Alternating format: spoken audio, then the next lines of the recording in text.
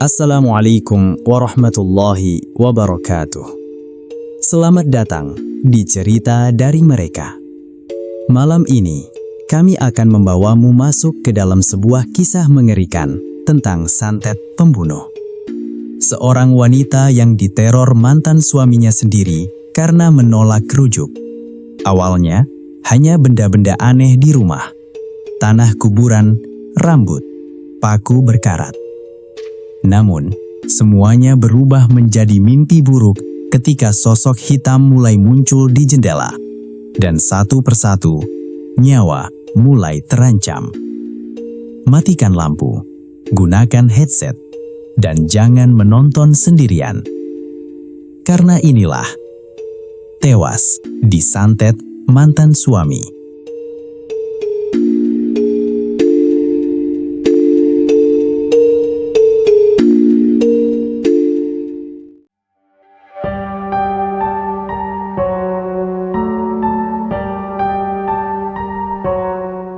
Siang itu, matahari bersinar begitu terik. Cahaya keemasan memantul di permukaan air kolam renang sebuah kompleks olahraga di pinggiran Banda Bandung. Udara terasa hangat, suara tawa anak-anak dan cipratan air memenuhi suasana. Tidak ada yang terlihat aneh siang itu. Siska dan Alin duduk santai di kursi panjang dekat kolam sambil menikmati es kopi dingin. Mereka sudah bersahabat sejak kuliah, dan hampir setiap akhir pekan datang ke tempat itu hanya untuk bersantai. Kalau tiap hari begini, hidup enak ya, kata Alin sambil meregangkan tubuh. Siska tertawa kecil. Enak apanya? Besok juga kita balik kerja lagi. Mereka tertawa bersama. Di tengah obrolan santai itu, seorang wanita tiba-tiba duduk di kursi kosong di sebelah mereka. Parasnya cantik, kulitnya putih pucat, rambut panjang hitam tergerai rapi. Ia mengenakan dress krem sederhana, namun wajahnya terlihat lelah. "Maaf, di sini kosong kan?" tanyanya lembut. "Iya, silakan," jawab Siska ramah. Wanita itu tersenyum kecil. "Aku Meli." "Aku Siska." "Alin." Tak lama mereka mulai mengobrol ringan. Meli ternyata sedang menunggu anaknya berenang di kolam bagian dalam. Ia seorang janda dengan satu anak laki-laki berusia 8 tahun. Awalnya percakapan berjalan biasa saja, sampai tiba-tiba Meli berkata pelan, "Kalian percaya hal mistis nggak?" Siska dan Alin saling pandang, lalu tertawa kecil. "Nggak terlalu," jawab Alin. "Kenapa memang?" Meli terlihat ragu sebelum melanjutkan. "Akhir-akhir ini di rumahku sering muncul benda aneh." "Aneh gimana?" "Kadang ada tanah kuburan di depan pintu, rambut panjang di bawah kasur, terus kemarin aku nemu paku berkarat di dapur." Alin langsung mengangkat alis. "Paling ada orang iseng." "Iya," sambung Siska. "Jangan langsung mikir aneh-aneh." Meli tersenyum tipis meski sorot matanya tetap terlihat cemas. "Aku juga mikir begitu, tapi rasanya makin hari rumahku makin gak nyaman." Angin tiba-tiba bertiup cukup dingin, meski matahari masih menyengat. Siska sempat merinding tanpa sebab. "Ah, kamu kecapekan mungkin," ujar Siska mencoba mencairkan suasana. Meli mengangguk. "Mungkin ya." Tak lama seorang anak laki-laki memanggil dari kolam. "Mama, itu anakku." Meli berdiri. "Aku duluan ya, senang ketemu kalian." "Siap, hati-hati," kata Alin. Mereka melihat Meli berjalan menjauh, sambil menggandeng anaknya. Namun entah kenapa, sebelum benar-benar pergi, Meli sempat menoleh ke arah mereka dengan tatapan aneh. Seperti seseorang yang sedang ketakutan. Hari-hari berlalu seperti biasa. Siska kembali sibuk bekerja di sebuah studio desain interior, sementara Alin bekerja di perusahaan travel. Mereka hampir melupakan pertemuan dengan wanita bernama Meli itu, sampai suatu malam. Sekitar pukul 11, Siska terbangun karena suara notifikasi ponselnya terus berbunyi. Ia mengucak mata, lalu melihat pesan dari nomor tak dikenal. "Tolong, aku takut." Siska mengernyit. "Siapa ini?" balasnya. Tak lama muncul jawaban. "Aku Meli." Jantung Siska berdegup pelan. Belum sempat membalas, foto tiba-tiba terkirim. Siska membukanya. Tubuhnya langsung membeku. Foto itu memperlihatkan jendela kamar lantai 2 rumah Meli. Dan di balik kaca, berdiri seorang pria. Wajahnya pucat, matanya hampa, sambil tersenyum. Padahal posisi jendela itu tinggi, tidak mungkin ada orang berdiri di sana. Siska langsung menelpon Alin. "Lin, Meli ngirim foto aneh." "Aneh gimana?" Siska mengirim fotonya. Beberapa detik hening. "Anjir," suara Alin mengecil. "Itu editan gak sih?" "Aku gak tahu." Tiba-tiba pesan baru masuk dari Meli. "Itu mantan suamiku." Bulu kuduk Siska berdiri. "Dia udah 3 bulan gak pernah datang. Dia bilang kalau aku gak mau rujuk, aku bakal mati." Malam itu, Siska sulit tidur. Dan tanpa ia sadari, sejak pesan itu masuk, sesuatu mulai mengikuti mereka. Sekitar pukul 2 pagi, terdengar suara ketukan dari jendela Siska. Tok, tok, tok. Perlahan Siska membuka mata. Suara itu terdengar lagi. Tok, tok, tok. Tubuhnya menegang. Kamar Siska berada di lantai 3 apartemen. Tidak mungkin ada orang mengetuk jendelanya. Dengan napas gemetar, ia menoleh pelan ke arah kaca. Dan di sana, ada sosok pria berdiri di luar. Wajahnya hitam, matanya kosong, sambil tersenyum lebar.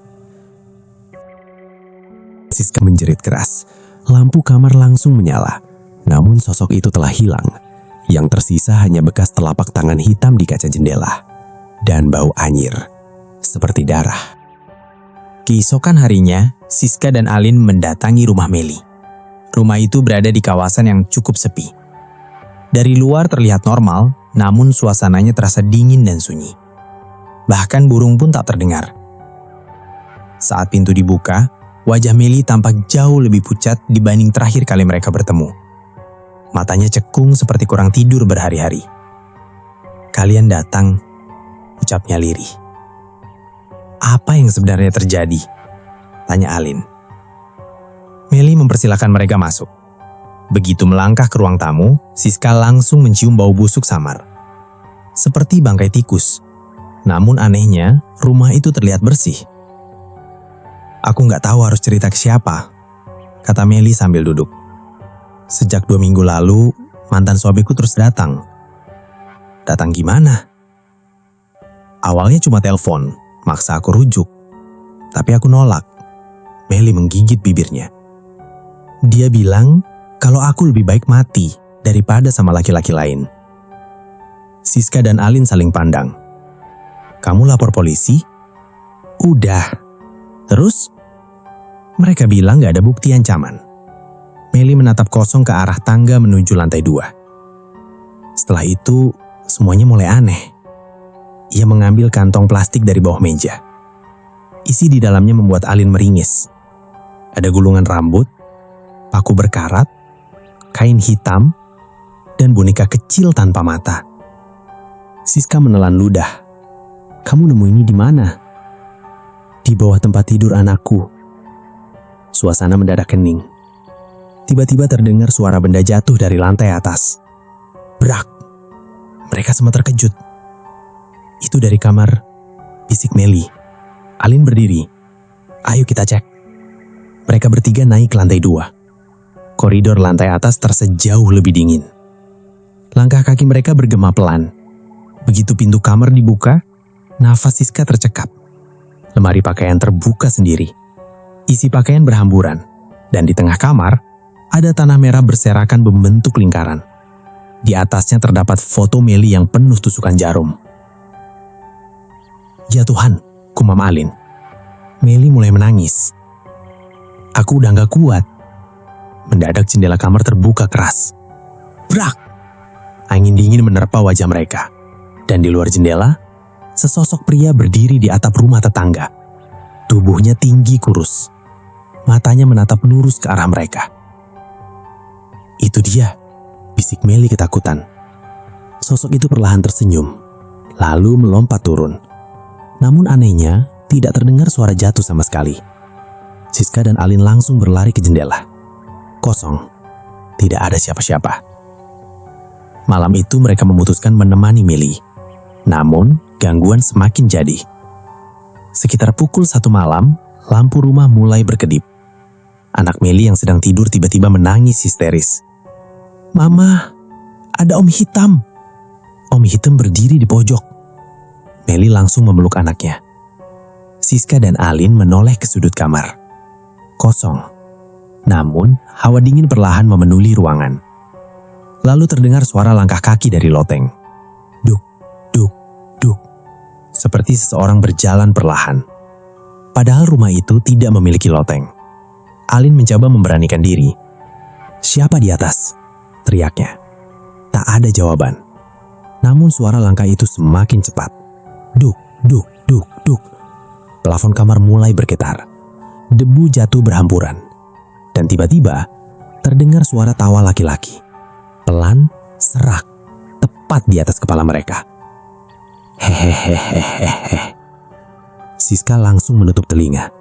Melly histeris menangis. Lalu suara itu mendadak berhenti. Sunyi. Sangat sunyi. Sampai akhirnya terdengar bisikan tepat di belakang Siska. "Kalian berikutnya." Siska menoleh cepat. Tidak ada siapapun. Namun di cermin lemari, terlihat bayangan pria hitam berdiri di belakang mereka. Pagi harinya, mereka memutuskan mencari bantuan paranormal. Melly sudah benar-benar ketakutan. Wajahnya pucat, tubuhnya lemas, dan perutnya terus terasa sakit. "Aku udah periksa ke dokter 3 kali," katanya sambil memegangi perut. Tapi semuanya normal. Akhirnya, Alin mendapat rekomendasi seorang paranormal tua bernama Pak Rahmat yang tinggal di daerah pegunungan. Rumahnya sederhana, penuh aroma dupa dan bunga melati. Begitu mereka masuk, Pak Rahmat langsung menatap Melly tajam. "Sudah lama kamu disentuh ilmu hitam." Melly langsung pucat. "Bisa disembuhkan, Pak?" Pak Rahmat tidak langsung menjawab. Ia mengambil segelas air lalu membaca doa pelan. Air itu tiba-tiba berubah keruh. Siska dan Alin saling pandang. "Kamu punya musuh?" tanya Pak Rahmat. Melly mengangguk pelan. "Mantan suami saya." Pak Rahmat menarik napas panjang. Dia tidak sendiri. Dia memakai bantuan seseorang yang sangat kuat. Suasana mendadak terasa makin dingin. "Kalau begitu, tolong saya, Pak." Suara Melly bergetar. Pak Rahmat menatapnya lama.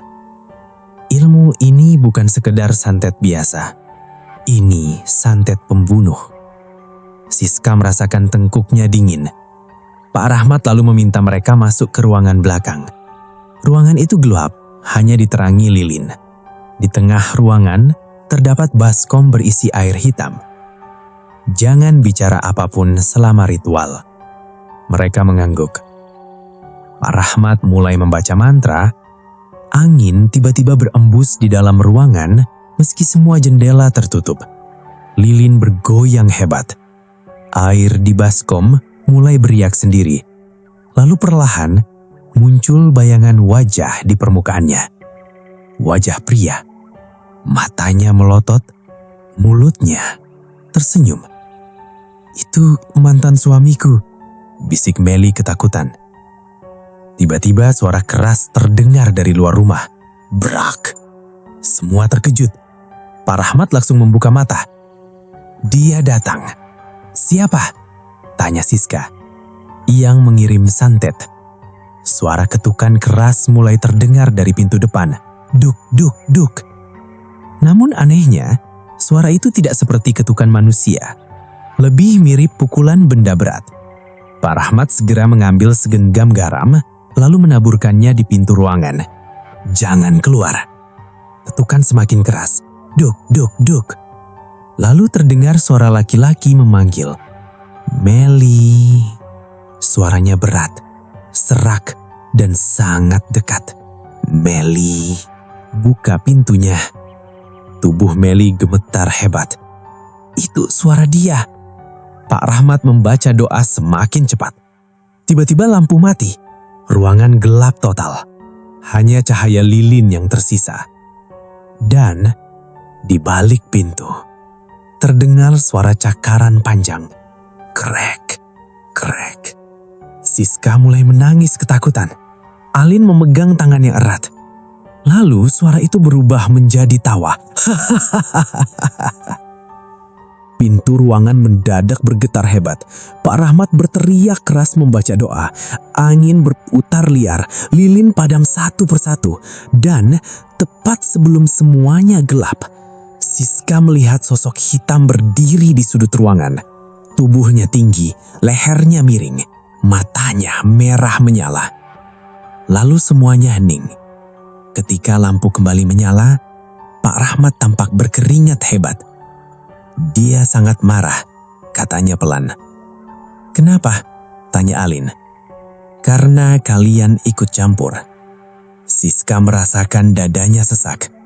Pak Rahmat menatap mereka satu persatu. "Mulai sekarang, kalian juga jadi target." Malam itu mereka pulang dengan perasaan takut. Namun, teror baru benar-benar mulai. Saat Siska tiba di apartemennya, ia menemukan tanah merah memenuhi depan pintu. Dan di tengah tanah itu, ada foto dirinya dengan mata yang dicoret hitam.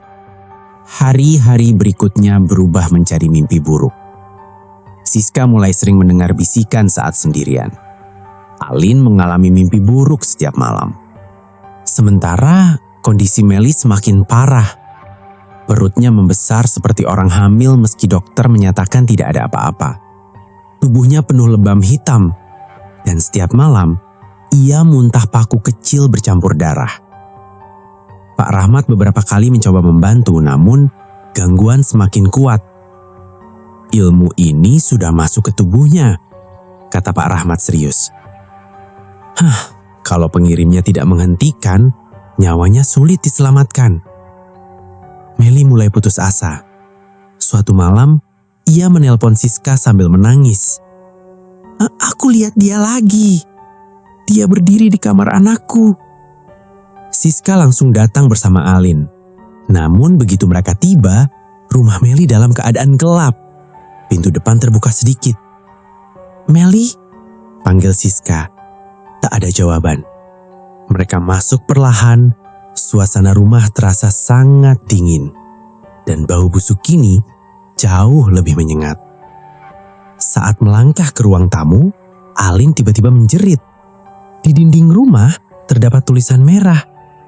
"Dia harus mati." Tulisan itu seperti dibuat dengan darah. Siska langsung merinding. "Meli!" teriaknya. Mereka berlari ke lantai 2. Pintu kamar Meli terbuka perlahan. Kri. Dan di dalam, Meli duduk di pojok kamar sambil memeluk lutut. Rambutnya berantakan, matanya kosong. "Meli?" Perlahan wanita itu mengangkat wajah. "Aku capek," katanya lirih. "Aku dengar suara dia terus. Dia bilang aku gak akan hidup lama." Tiba-tiba, Meli memegangi dadanya. Nafasnya tersengal-sengal. "Meli!" Tubuh wanita itu mendadak kejang. Mulutnya mengeluarkan darah hitam. Siska panik. Alin segera menelpon ambulan. Namun sebelum ambulan datang, Meli mendadak menatap kosong ke arah jendela. Wajahnya berubah ketakutan. "Dia datang," bisiknya. Siska dan Alin menoleh. Di balik kaca jendela lantai 2, ada pria berdiri. Tersenyum.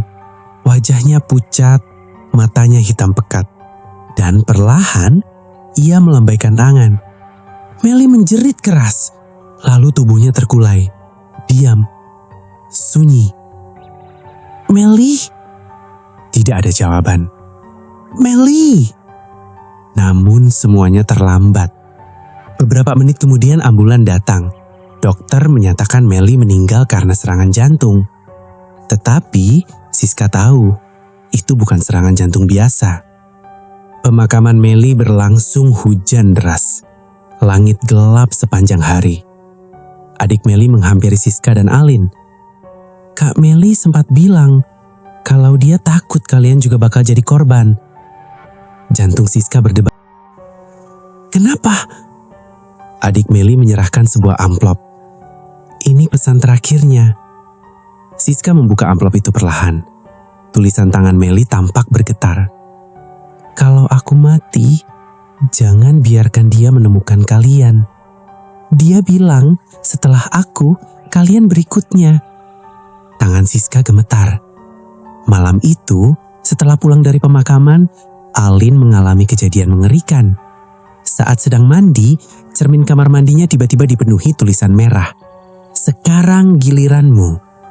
Alin menjerit histeris, dan ketika menoleh ke belakang, ia melihat sosok Meli berdiri di pojok kamar mandi. Tubuhnya basah, matanya hitam, mulutnya mengeluarkan darah. Meli? Sosok itu perlahan tersenyum, lalu berkata pelan. Lari. Lampu langsung mati, dan terdengar suara tawa laki-laki menggema di seluruh kamar mandi. Setelah kematian Meli, hidup Siska dan Alin berubah total. Mereka tidak pernah benar-benar sendirian lagi. Gangguan muncul setiap malam. Kadang suara ketukan di jendela, kadang langkah kaki di plafon, kadang sosok pria hitam berdiri di sudut kamar. Pak Rahmat kembali dipanggil. Namun kali ini wajah pria tua itu terlihat sangat serius. Kalian harus pergi jauh. Sejauh apa? Tanya Siska. Menyeberangi samudra. Alin mengernyit. Maksudnya? Ilmu seperti ini punya ikatan wilayah. Kalau kalian pergi melewati lautan, kemungkinan jejaknya akan melemah. Siska menelan ludah. Kalau kami tetap di sini? Pak Rahmat diam beberapa detik. Nasib kalian akan seperti Meli. Malam itu, mereka memutuskan pergi. Alin memiliki saudara di Australia dan segera mengurus keberangkatan. Namun sebelum keberangkatan, gangguan semakin brutal. 2 hari sebelum terbang, Siska terbangun karena suara seseorang mengetuk pintu apartemennya. Tok, tok, tok. Pelan, tepat pukul 3 pagi. Dengan takut, ia mendekat ke pintu. Siapa? Tak ada jawaban. Namun dari bawah pintu, perlahan mengalir darah hitam. Siska menjerit. Dan saat ia mengintip lewat lubang pintu, ia melihat mantan suami Meli berdiri di depan. Tubuhnya kaku, kepalanya menunduk. Namun anehnya, kakinya tidak menyentuh lantai. Pria itu perlahan mengangkat wajah. Matanya hitam seluruhnya, lalu tersenyum. Brak! Pintu apartemen berguncang keras. Siska langsung lari sambil menangis. Keesokan harinya mereka pergi ke bandara. Namun bahkan di sana, gangguan belum berhenti. Saat menunggu boarding, Alin melihat sosok pria itu berdiri di balik kaca bandara. Padahal area itu kosong. Ia terus menatap mereka tanpa berkedip. Dia masih ngikutin. Bisik Alin gemetar. Siska hampir menangis. Pesawat akhirnya lepas landas malam itu. Saat pesawat mulai meninggalkan Indonesia, cuaca tiba-tiba buruk. Pesawat berguncang keras, lampu kabin berkedip, dan di jendela sebelah Siska, terlihat bayangan wajah pria hitam menempel di luar pesawat. Matanya melotot, mulutnya tersenyum sangat lebar. Siska memejamkan mata sambil menangis. Pak Rahmat sempat berkata, "Jangan menoleh ketika kalian berada di atas samudra." Namun Siska sudah melihatnya. Tiba-tiba, suara perempuan terdengar samar di telinganya. "Jangan takut." Itu suara Meli. Siska membuka mata perlahan. Bayangan pria itu mulai memudar. kabut hitam di luar jendela perlahan hilang. Dan untuk pertama kalinya sejak berminggu-minggu, udara terasa hangat. Pesawat akhirnya mendarat dengan selamat. Beberapa bulan kemudian, Siska dan Alin mencoba menjalani hidup normal di Australia. Gangguan memang berkurang. Tak ada lagi suara langkah kaki. Tak ada lagi sosok di jendela. Namun suatu malam, ketika Siska sedang membereskan barang-barangnya, ia menemukan sebuah amplop kecil terselip di koper. Padahal ia yakin tidak pernah membawanya. Dengan tangan gemetar ia membuka amplop itu. Di dalamnya terdapat foto dirinya dan Alin. Foto itu penuh tusukan jarum. Dan di belakang foto tertulis satu kalimat. "Aku belum selesai." Lampu apartemen mendadak mati. Ruangan menjadi gelap total. Lalu dari arah dapur, terdengar suara langkah kaki pelan. Dok, dok, dok. Siska membeku. Suara itu semakin dekat. Lalu, tepat di belakang telinganya, terdengar bisikan laki-laki. "Kalian tidak akan bisa lari selamanya." Dan malam itu, jeritan Siska menggema memenuhi apartemen.